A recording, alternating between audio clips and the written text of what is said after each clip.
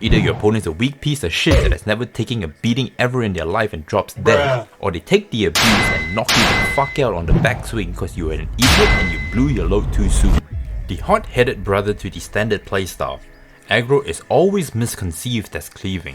So today, I'm going to walk you through this playstyle and its pros and cons, talk about the most common picks, and give you guys a couple of examples on how to draft this playstyle.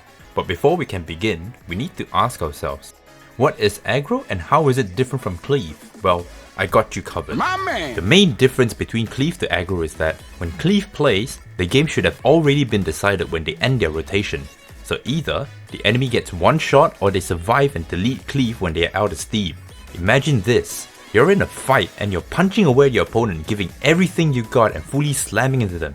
Only two outcomes can happen. Either your opponent's a weak piece of shit that has never taken a beating ever in their life and drops dead, or they take the abuse and knock you the fuck out on the backswing because you were an idiot and you blew your load too soon. Aggro on the other hand has adopted traits from both standard and cleave. While cleave is a glass cannon wanting to finish the game in one rotation, and standard wants a trade blow with your opponent ultimately coming up on top, Aggro will constantly pressure your opponent with consistent offense to gain an advantage. Aggro will try to set up as much value at the end of their rotation by nuking down 1 to 2 units on the opponent's team, making it a 4v2 or a 4v2.5, so much so that it's very hard for your opponent to come back into the game. See the difference between the two? Also worth noting that Aggro doesn't necessarily want to take turn 1 as long as you're not getting styled on. Are you sure about that? Cleave, however, wants to take turn 1 and will do whatever it takes to take the initiative, even to the point of breaking their own team synergy. You know who you are if you felt offended by this. Got it! Alright, let me backtrack a little bit and elaborate a little bit more on what I mean by Aggro not necessarily wanting turn 1. Part of Aggro is instead of focusing on just your top speed and comboing all your units, it focuses on you, the pilot, to interpret your opponent's speed and reading their natural speed, then picking high value heroes. So let's play out an example here. Let's say you're playing at 200 speed and I'm playing at 300 speed. Sure, I'm 100 speed faster than you, but if you think about it, I'm also losing a lot of other stats that you're going to be able to have at 200 speed. Let's take the same scenario here again and say you're playing at 200 speed.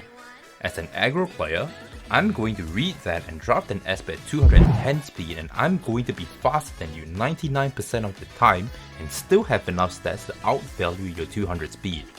That is typically the philosophy behind playing aggro. Okay, so now you want to play aggro. What now? Whoa, park your horses, sunshine. Don't just jump into this playstyle without doing any more research. You need to weigh the pros and cons on playing aggro.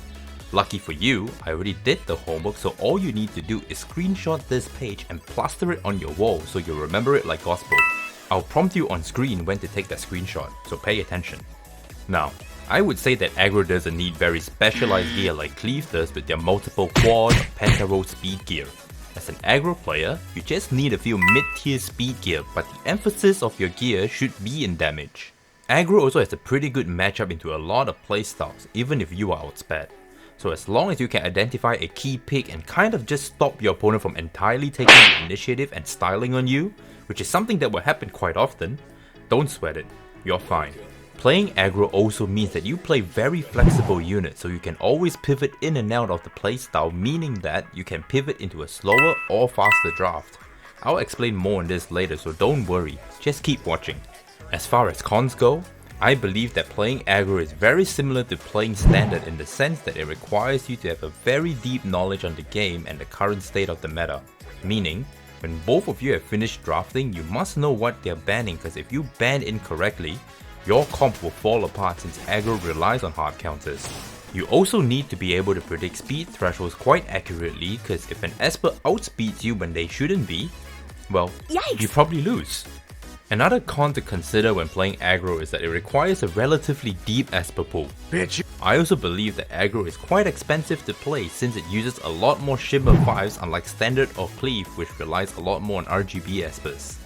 This is why a lot of endgame players who have been playing for a long time like myself tend to trend down this playstyle.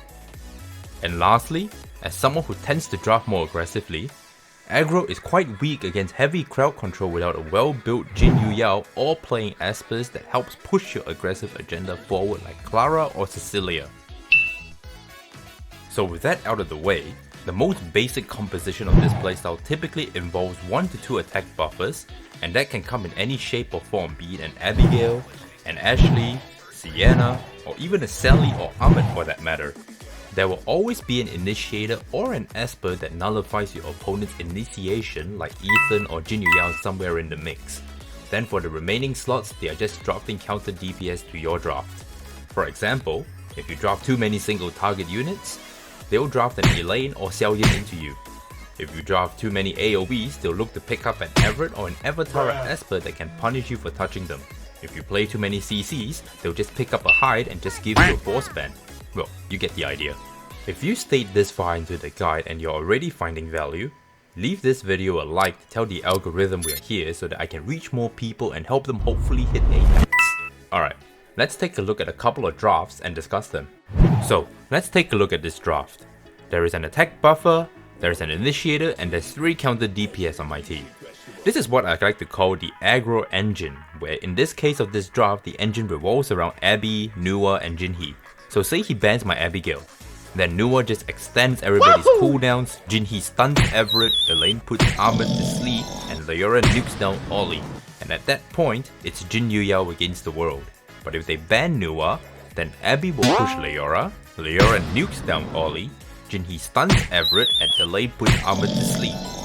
If they ban Jinhee, then Nuwa extends everybody's cooldown, Abby pushes Leora nukes down Ollie, and Elaine sleeps Everett and stays in stealth forever out of reach. So realistically, no matter what piece they ban in the engine, it will always create a chain sequence that generates advantage consistently. Now, remember how I said you need to be able to read speed thresholds of your opponent's Espers when playing aggro? Let's take a look at this draft. As you can see, I knew that Lucas would be faster than my Abigail, so I last picked Nuwa to force the ban on her so that I can comfortably outspeed him and keep my engine in check, knowing that these 4 Espers are not faster than Abby.